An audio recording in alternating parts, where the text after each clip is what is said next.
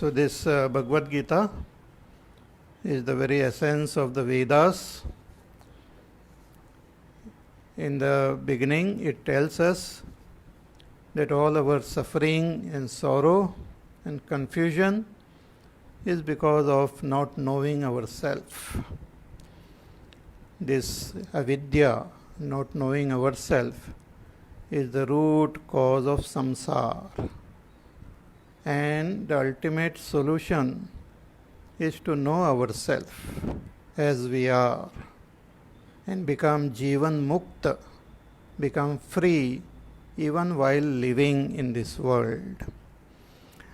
Therefore, Bhagavan begins his teaching in the second chapter by revealing the real identity of the self. The self is unborn and deathless, eternal, cannot be destroyed, free from all changes, all pervading, pure existence, pure knowledge, pure bliss.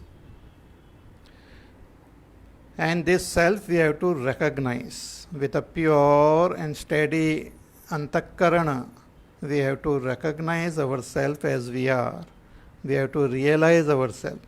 We have to gain a direct experience of our own real self. In the deep state of meditation, we have to realize ourselves. Dhyana avastita tadgatena manasa pashyanti yam yoginah. The yogis, in a deep state of meditation, recognize, realize the self. But in order to prepare our mind, our antakarana for realizing ourselves, we have to do some initial sadhana, which is called Karma Yoga. So Karma Yoga is the first step and meditation is the second step. So these are the twofold path indicated in our Vedas, the Pravritti Marga and Nivritti Marga, the path of action and the path of knowledge and meditation. So Bhagavan spoke about the real nature of the self, which is that jnana, the what you call the jnana marga. But Bhagavan then spoke about karma yoga also in the second chapter, and he concluded with the lakshanas of a sthita prajna, the enlightened master.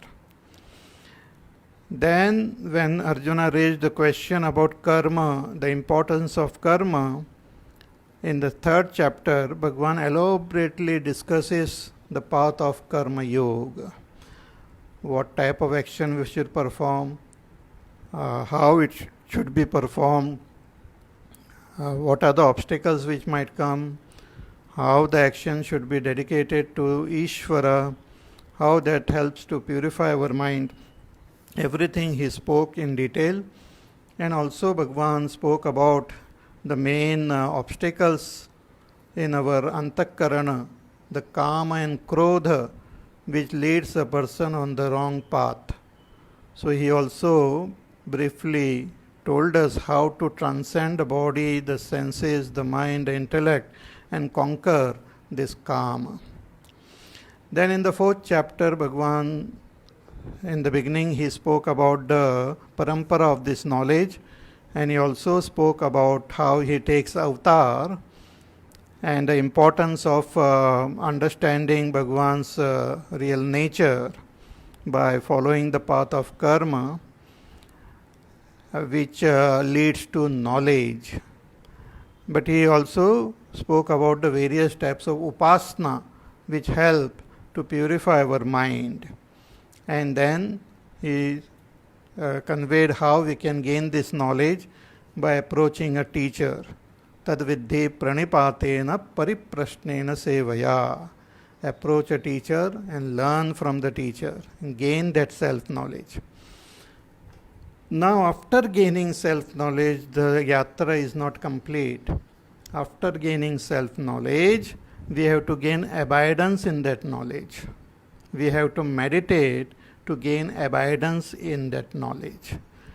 meditation happens in two steps, you can say.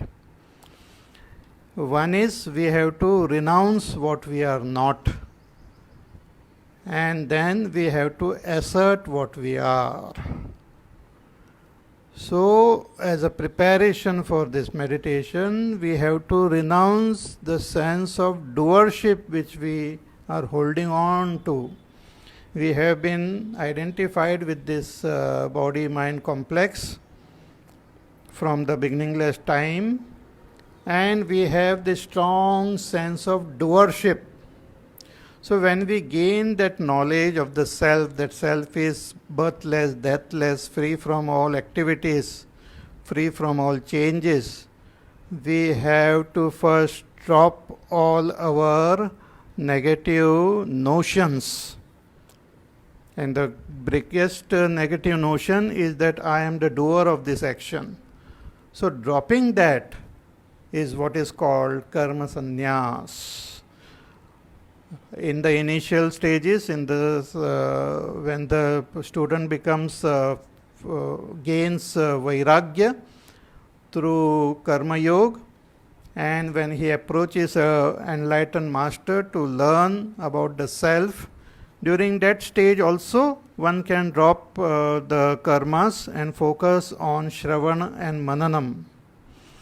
But the real karma sannyas happens after one has gained self-knowledge. Then we have to drop this false notion which we have that I am the doer.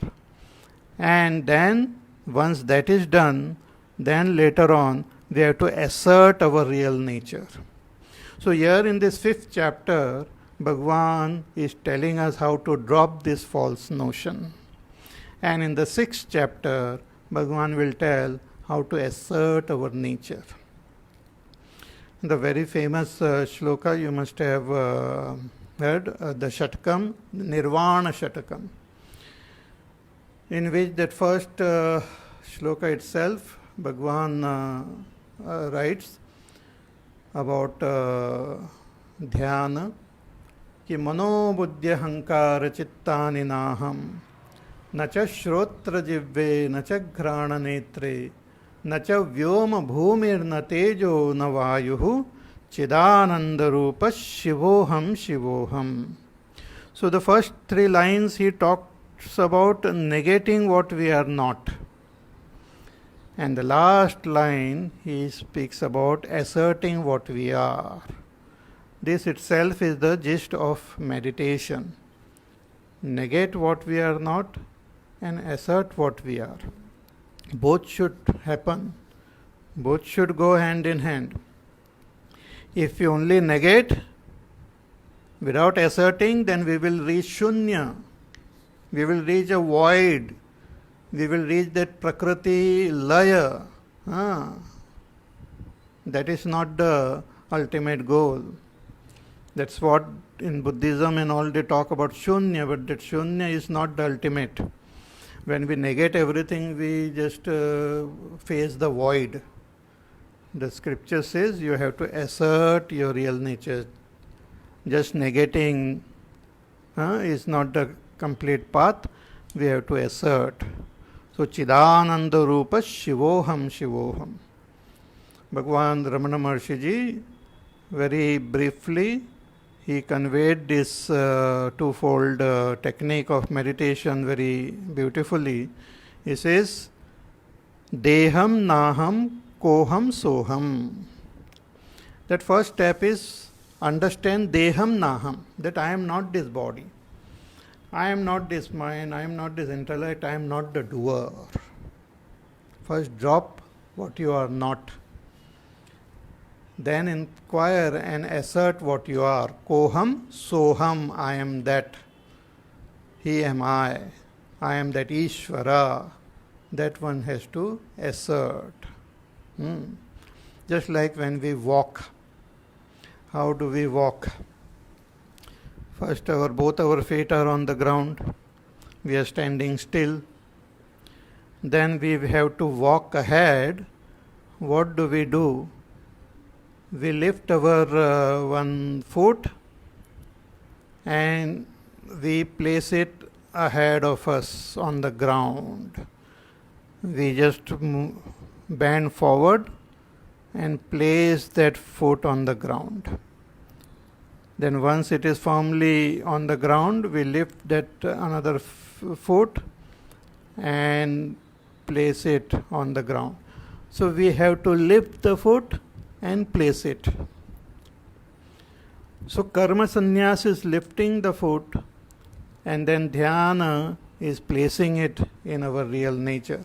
So we have to negate what we are not and assert what we are. So one has to follow the right scheme, the right path. So Bhagavan says, don't neglect karma yoga. Don't be in a hurry to drop everything. You don't drop everything unless you are very sure of your real nature. Otherwise you will reach a void. Otherwise you will be hanging in between, neither here nor there. So Bhagavan says, first be very clear. Clean your antakarana through karma yoga and gain that knowledge from a teacher and be convinced about that knowledge. Be convinced about your real self. And thereafter you can drop all this sense of doership and assert your nature. So here this fifth chapter is very important, and it is a very important part of dhyana. Though elaborately Bhagavan talks about dhyana in the sixth chapter, but this is also part of the dhyana only. We have to take that karma sannyas. It is not something what you call like a tradition. Like we have this tradition of taking sannyas, that is also part of that path only. But the main thing about it is dropping the sense of doership. Once we have gained that firm conviction that I am not the doer, I am that supreme self, we have to drop this sense of doership. So Bhagavan, when Arjuna asked him, which is better, karma yoga is better or karma sannyas is better? Actually, very fact that a person is asking this question, that means he has not yet gained that full understanding of the self. Also, Arjuna wanted to know whether once we gain that Vivek Vairagya, can we drop all the karmas and approach a teacher and learn? Bhagavan says, yes, that is also a path, but better than that is to follow the path of karma yoga completely. Because if you sincerely follow the path of karma yoga, that will conclude in self-knowledge. Even approaching a teacher, doing Shravan and Manan is also part of karma yoga only.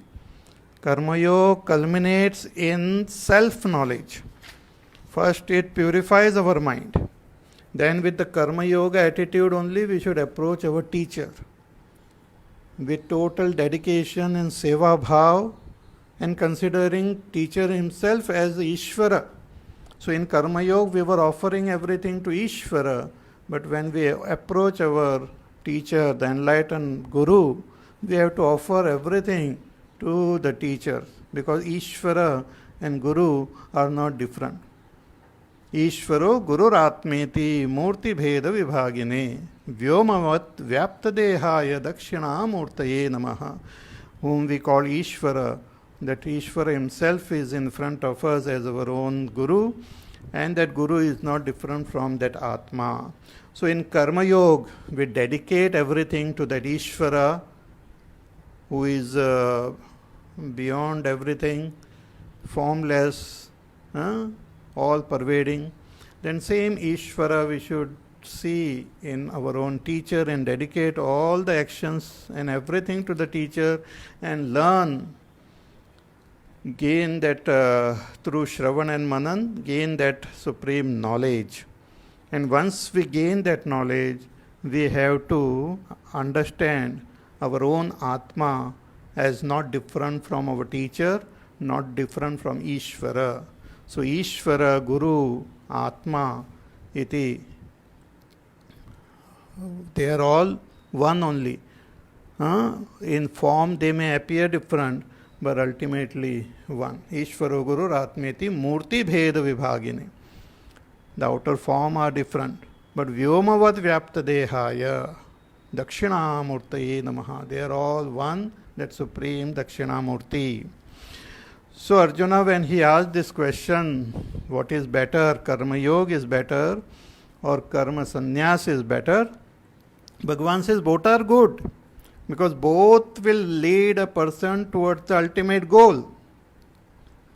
But if a person is not ready for karma sannyas, one has not gained enough vairagya, one has not gained enough viveka, one has not gained that self-knowledge, then for such a person, karma yoga is better.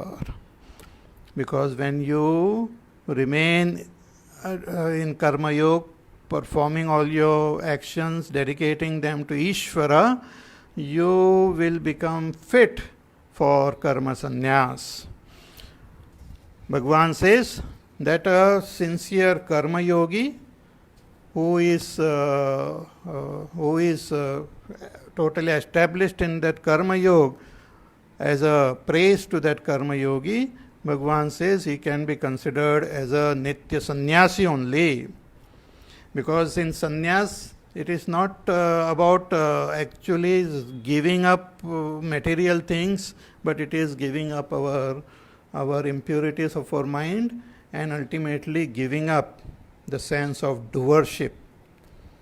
A person may give up the whole world, but if he has not given up the impurities in his heart, then he is not a sannyasi. So if we are able to give up the impurities, then such a person is much better.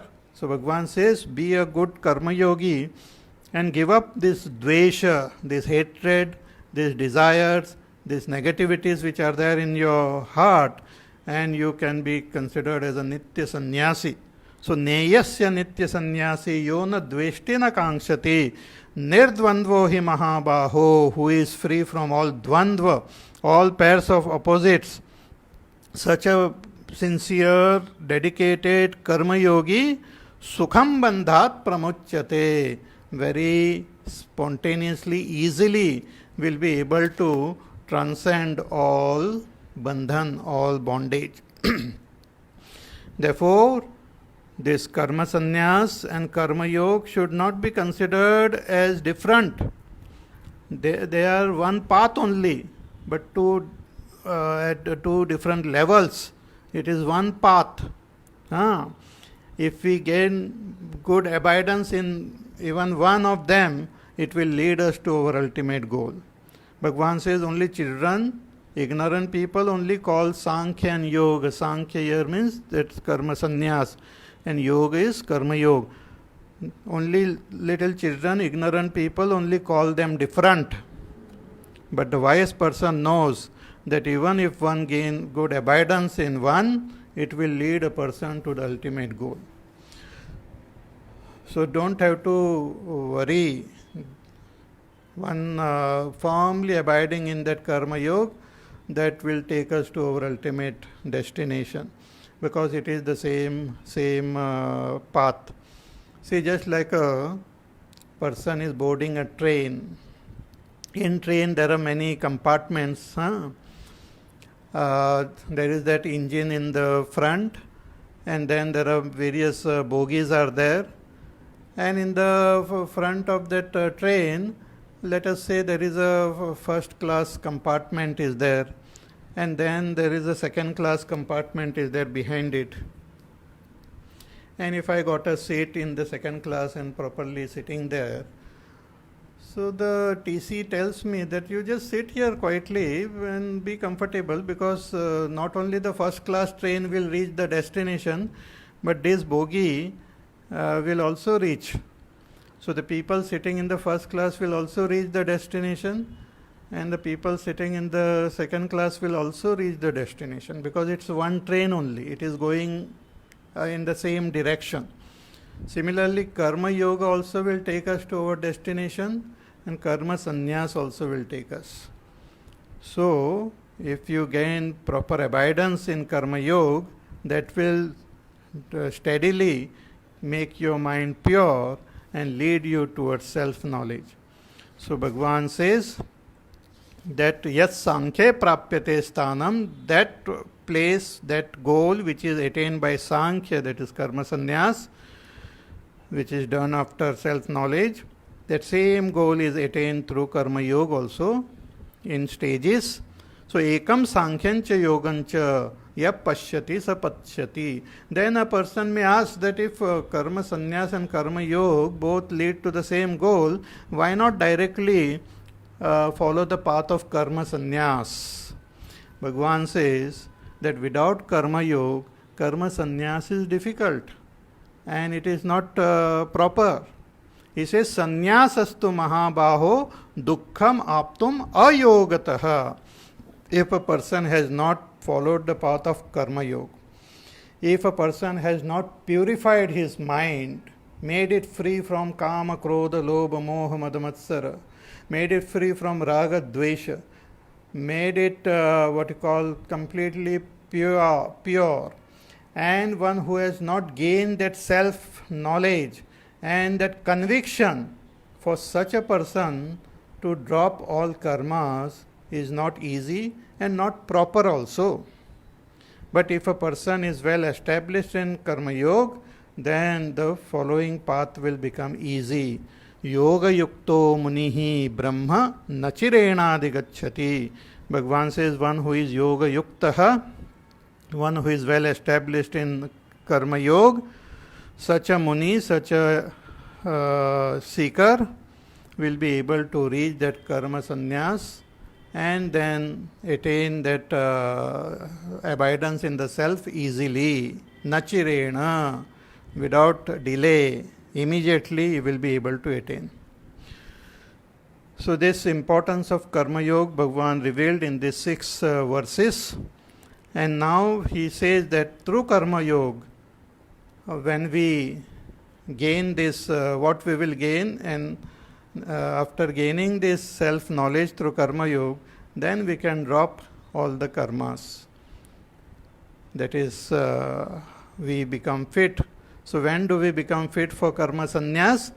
That Bhagavan reveals now in the 7th verse. He says, Yoga yukto vishuddhatma vijitatma jitendriyah sarvabhutatma bhutatma kurvannapi na lipyate.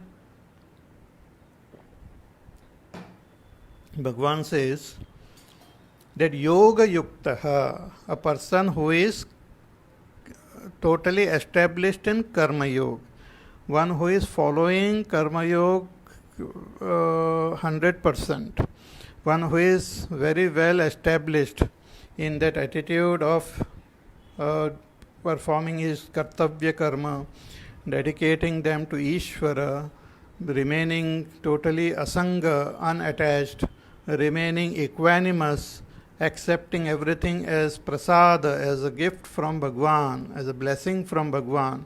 Such a person who is well established in Karma Yoga, Bhagavan says, Vishuddhatma, his antakaran will become pure. His mind will become pure. What do we mean by pure mind? It will become free from raga, dvesha, free from likes and dislikes, free from agitations, free from jealousies, free from greed, free from fear, free from anger, hatred, dislike, sadness. All these things go away. How do they go away? Because one becomes free of the influence of time also. Generally, we think of the past and become very sad, think of future and become very agitated, start worrying what will happen, or think about the present and get excited. Because our mind is free, to think of past, present, future and all. But a karma yogi doesn't think of all this. He focuses his attention on doing his kartavya karma, dedicating to Ishvara. Future he lives for Ishvara. Past he has already left. Past is dead and gone. Future is unborn. Present is in the hands of Ishvara.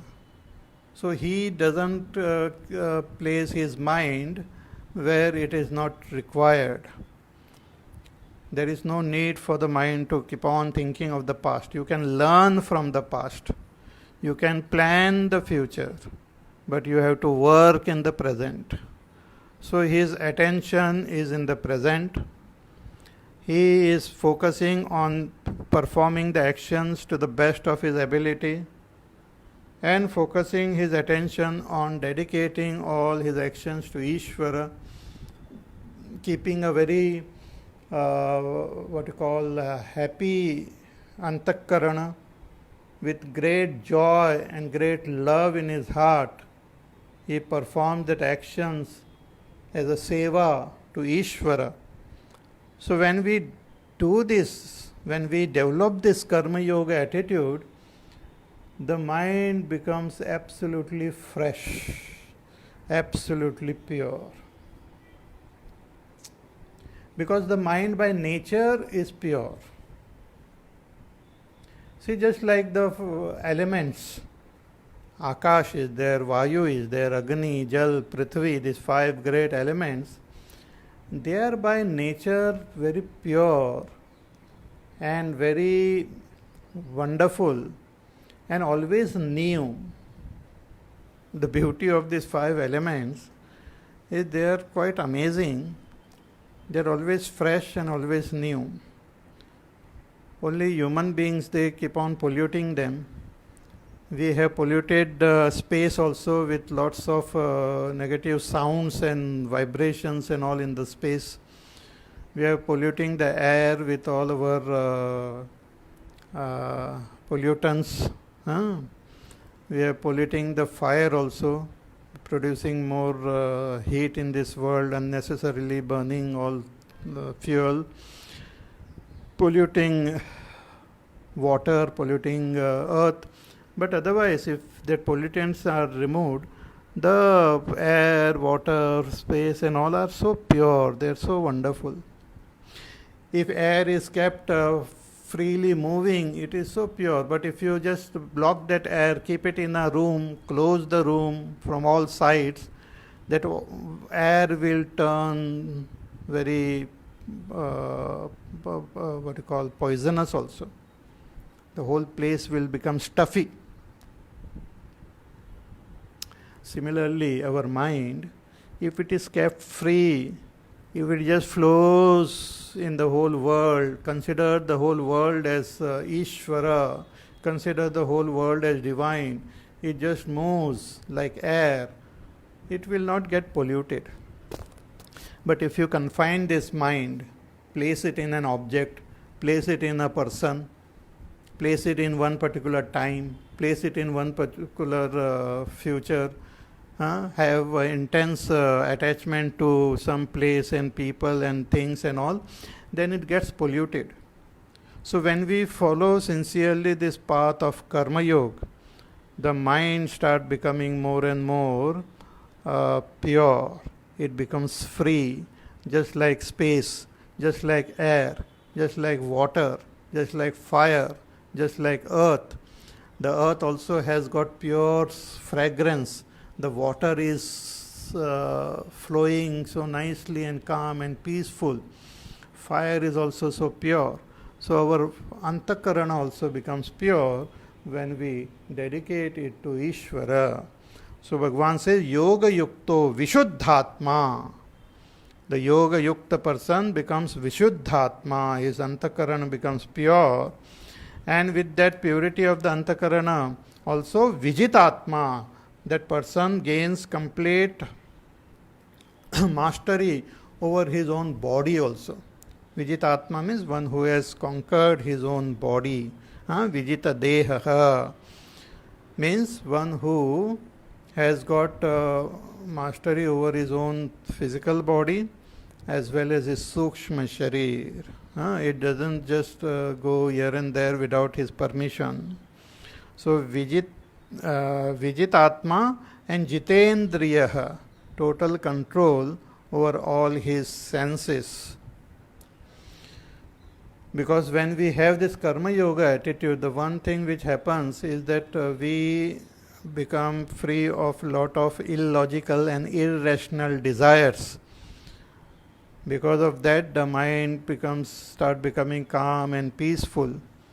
And with that peaceful mind, we are able to control our body and control our senses also. And such a purified, beautiful person who has gained all this purity of the mind, such a person becomes fit to be a student of an enlightened master. Otherwise, we go to a teacher and teacher tells us we don't understand anything. But when a person who is fit and approaches a teacher, the teacher tells him that you are that Brahma, and with that statement itself he gains that understanding. We have stories of a student in our Puranas and in our Upanishads, but also in the world we know about so many people who had gone to the teacher for a short time, they learn and they gain that realization. There was a great Mahatma, I had told you before also this story of Nisargadatta Maharaj.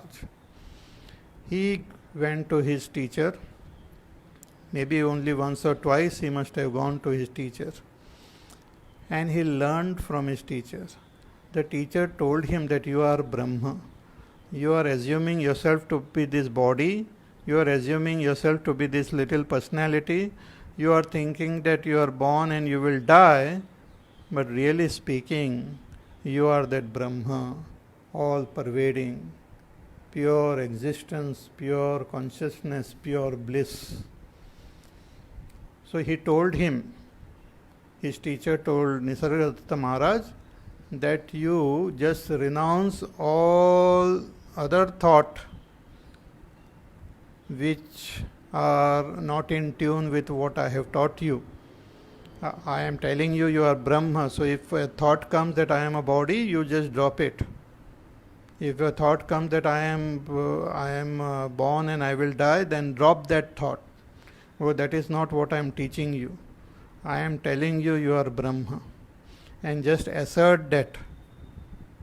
So he accepted the teaching of the teacher completely. With lot of faith and devotion and trust, he accepted.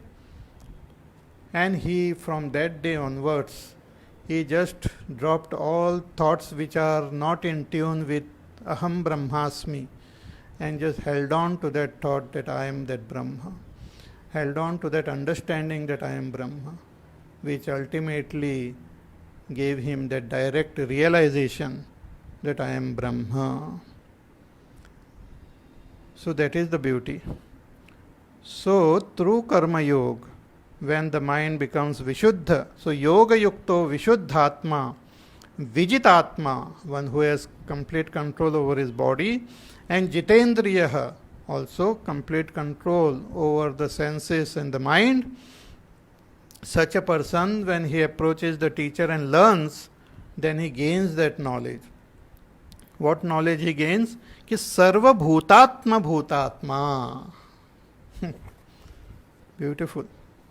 Bhagavan says, he comes to know, what he comes to know? Ki sarvesham brahmadinam stamba paryantanam bhutanam atma bhut atma pratyek chetanah yasya sa sarva bhutatma bhutatma samyak darshi ityartah. He comes to know that the self of all this being is my own self. The self of Brahmaji, the self of all being is not different from my own self. Brahmadinam stamba paryantanam bhutanam atma bhut. He becomes the self of all the beings. See, when we are dreaming, we see so many people. Let us say we are in a place and a lot of people have assembled there in our dream, and each one appears to be different. They have different body, they have different feelings, they are saying different things, and all of them are chattering and talking and moving around. So I am there, one person, and so many other people are there. But when I wake up from that dream, I come to know that all these people who were there in my dream were my own self only. I myself was expressing as so many people in my dream. This I come to know after I wake up.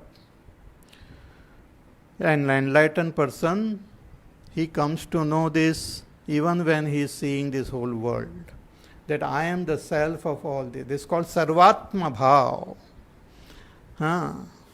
Sarvatma Bhav. That myself itself is the self of all beings. See, it is not that the enlightened person stops seeing the world. He sees the world. He sees the presence of everyone, but he knows that I am the self of all. There is nothing different from me. All of them are my own self. Just imagine, let us say a lot of gold ornaments are there. And one necklace is there, gold necklace.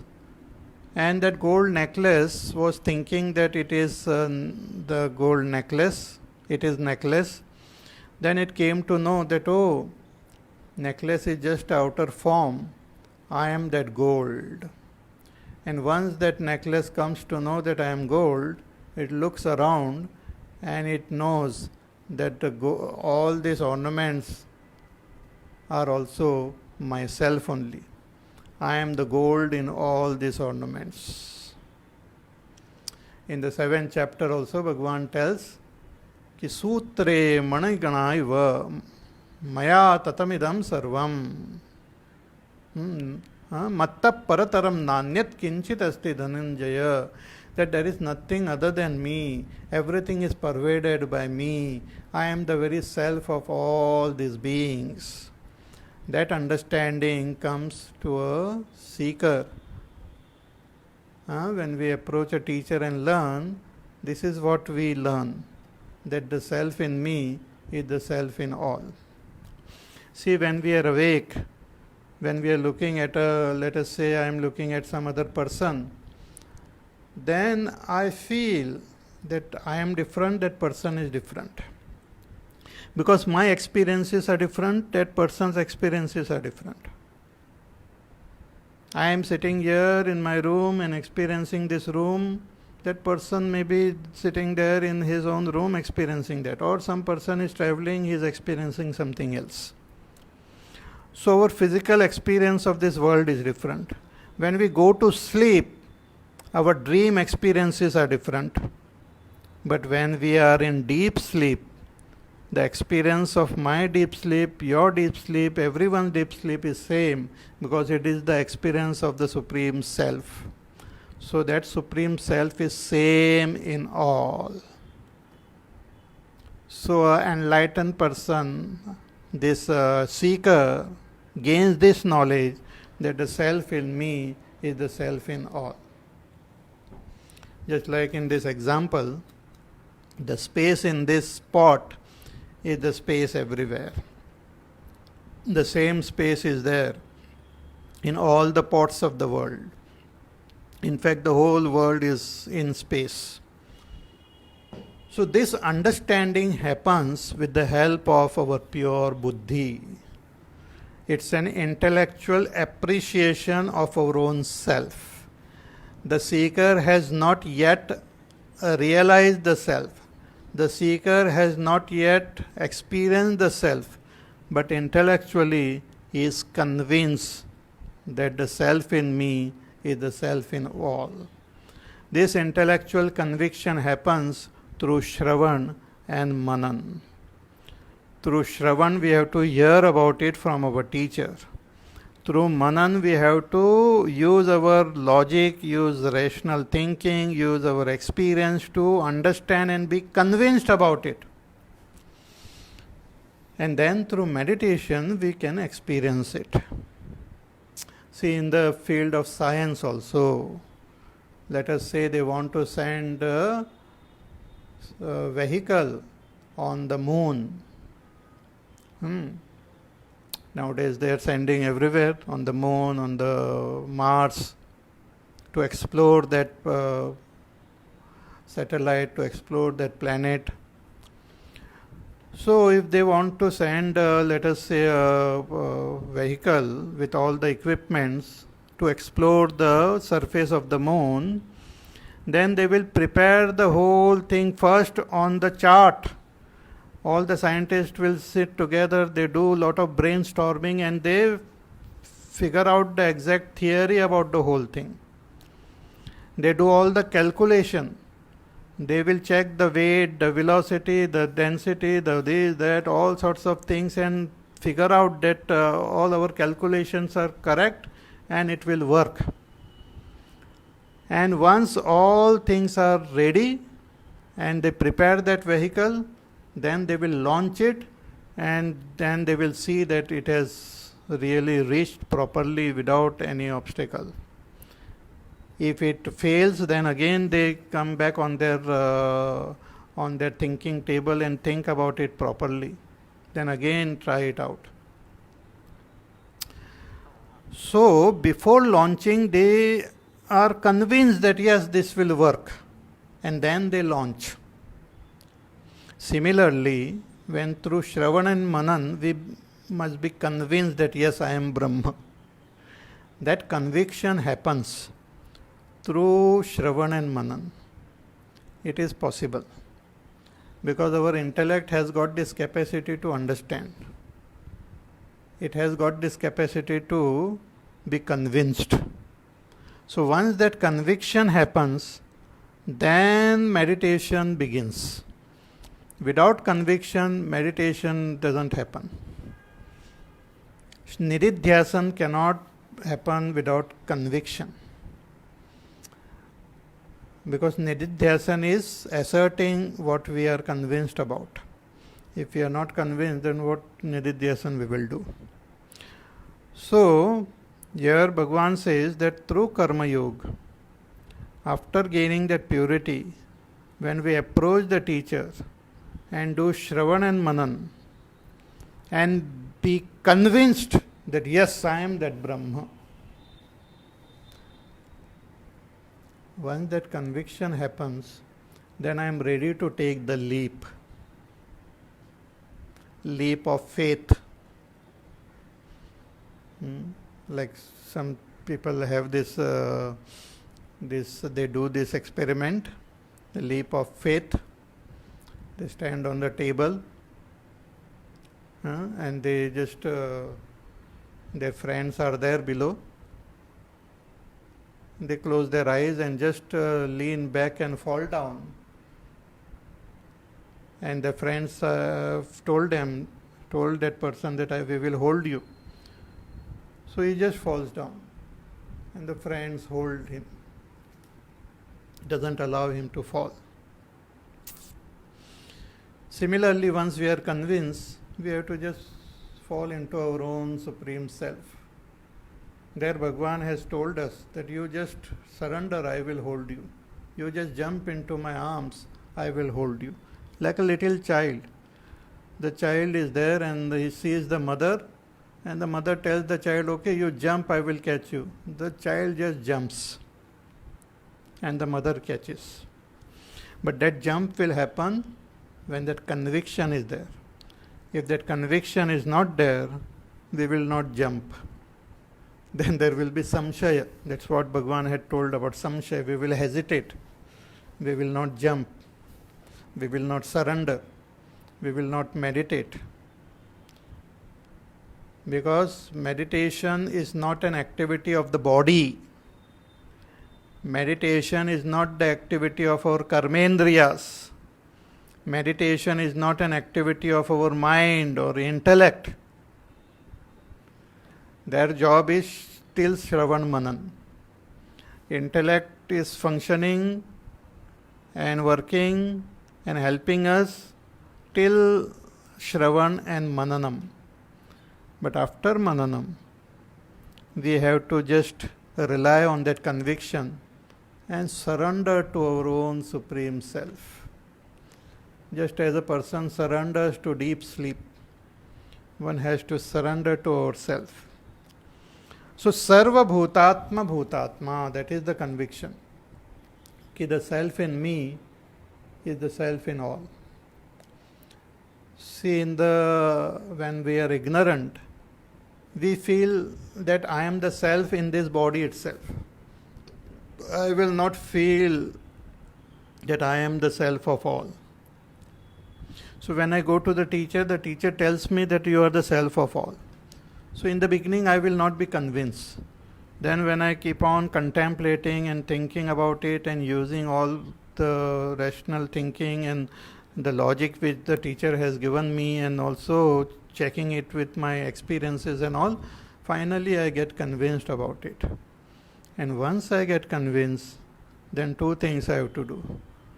Drop all that is not the self and assert the self. Drop the sense of doership and assert that I am Brahma. So dropping what I am not is called karma sannyas, and asserting what I am is that nididhyasan, surrendering to that self, and jnana nishtha, or what it is also called parabhakti. So sarva bhutatma bhutatma kurvan apina lipyate, and such a person, such a seeker who has gained this conviction, then even though he continues working as a karma yogi, he continues to work for loka sangraha, but that karmas don't bind him then.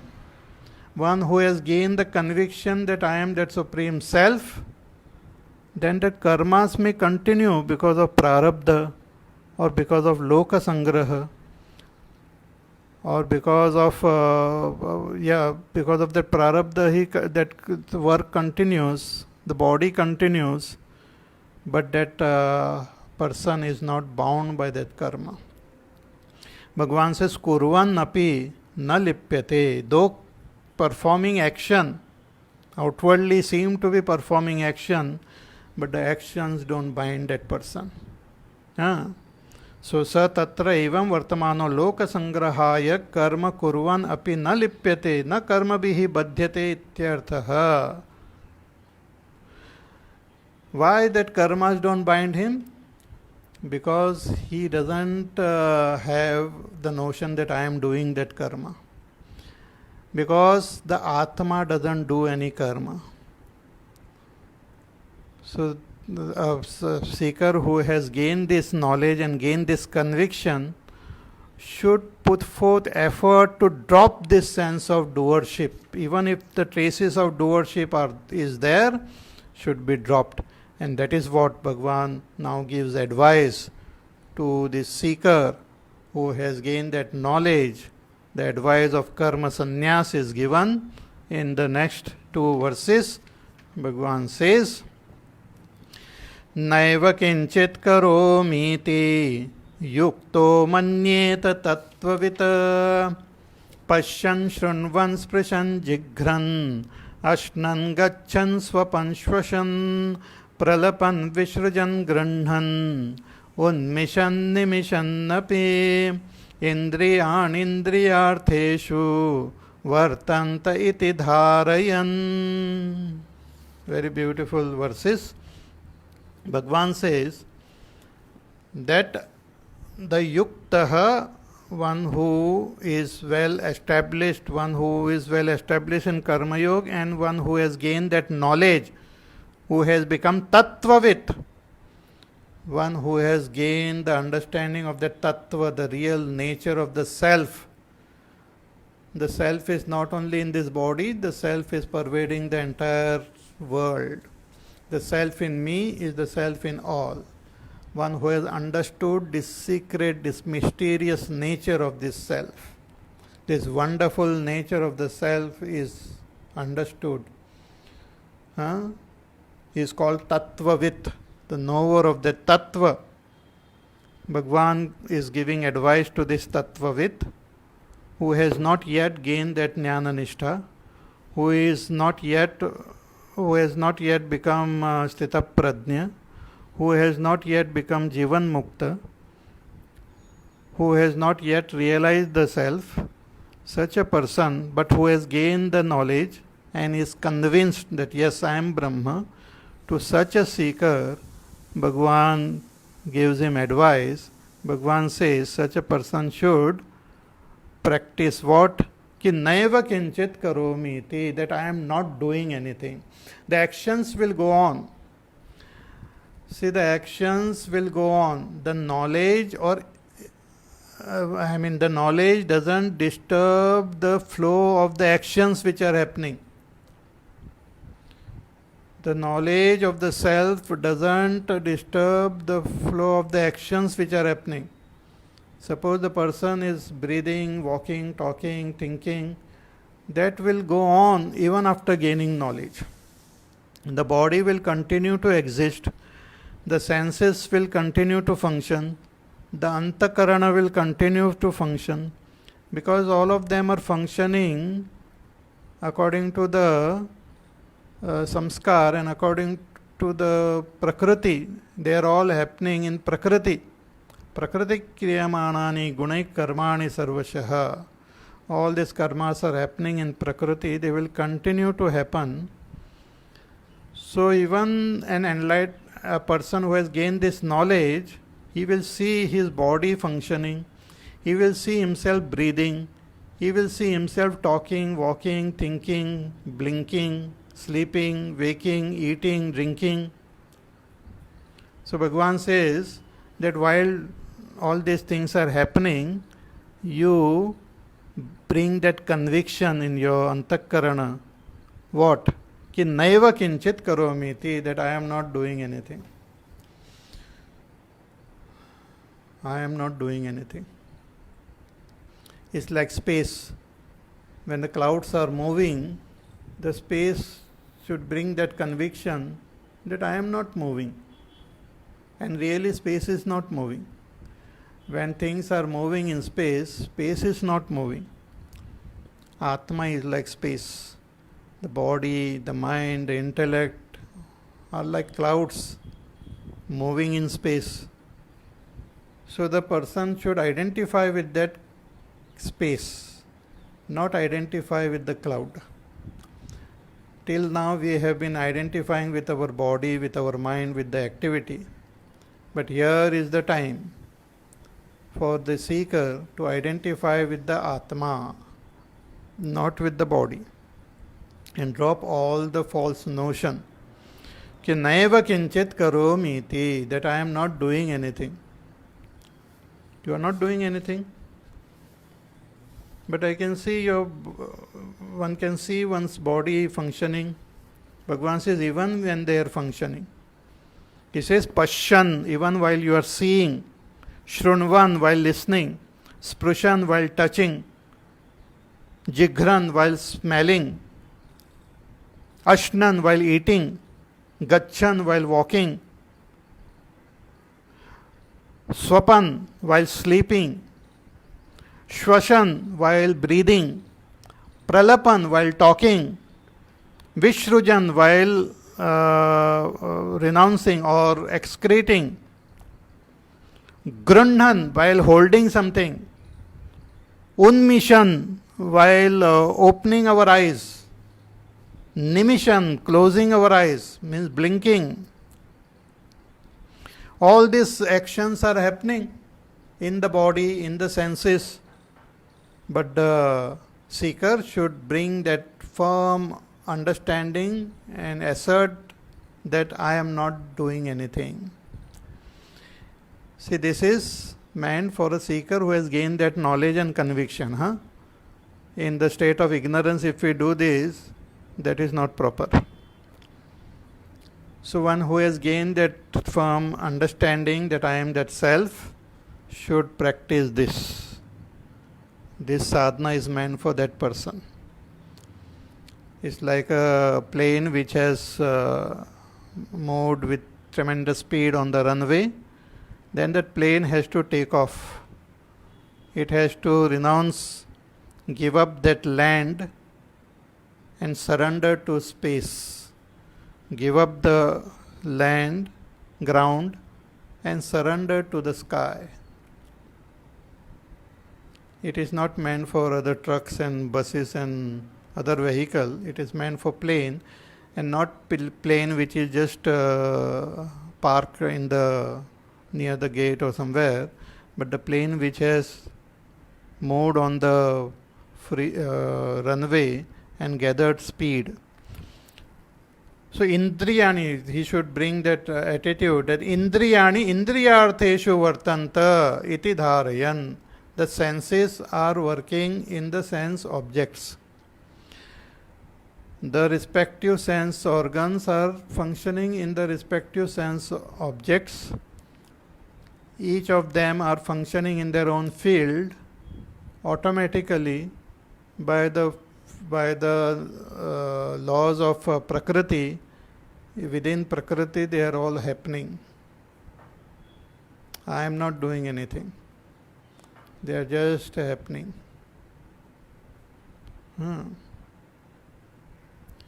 See, sometimes, just an example, a person is, let us say, riding a cycle. So we have to keep pedaling and all. But at times the cycle, we reach a slopey area. Then even when we don't pedal, the cycle keeps on moving. You can just sit there, relax, doing nothing, just maintaining the balance, and the cycle moves by itself, by the laws of physics. It had gathered that momentum and it will keep moving. Similarly, this person knows that the senses, the body, the mind, it functions, it has gathered momentum, and they are all working according to the laws of Prakriti. Indriyani indriyartheshu vartante. The indriyas are functioning in their respective objects. So maintaining this understanding, one should bring that deep conviction that I am not doing anything. I am not the doer. This is called karma sannyas. This is half of meditation. Meditation is renouncing what I am not and asserting what I am. So here Bhagavan is talking about renouncing what I am not. So very beautiful. You contemplate on this. More about this we will see in our class tomorrow. So till then you take care of yourself, remain safe, healthy, peaceful, happy. Do your sadhana, remember Bhagwan, chant his name,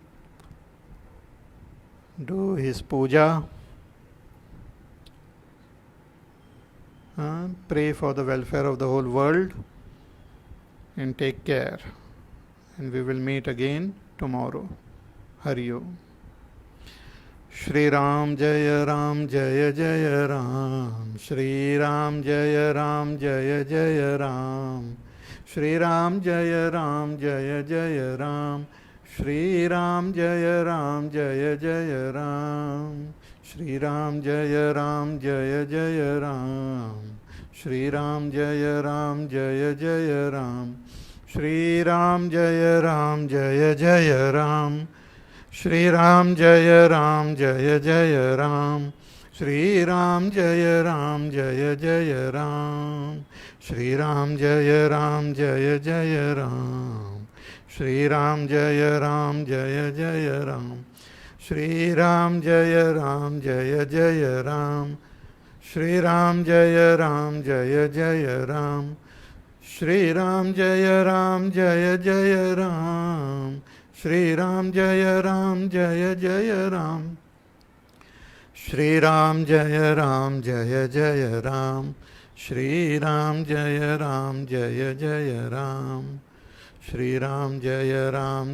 जय राम, श्री राम जय जय राम, श्री राम जय जय राम, श्री राम जय जय राम, श्री राम जय जय राम, श्री राम जय जय राम, जय जय राम, जय जय राम। बोलिए सियावर रामचंद्र भगवान की जय। ओम पूर्णमद पूर्णमिदं पूर्णात् पूर्णमुदच्यते पूर्णस्य पूर्णमादाय पूर्णमेवावशिष्यते। ओम शांति शांति शांति। हरि ओम। श्री गुरुभ्यो नमः। हरि ओम।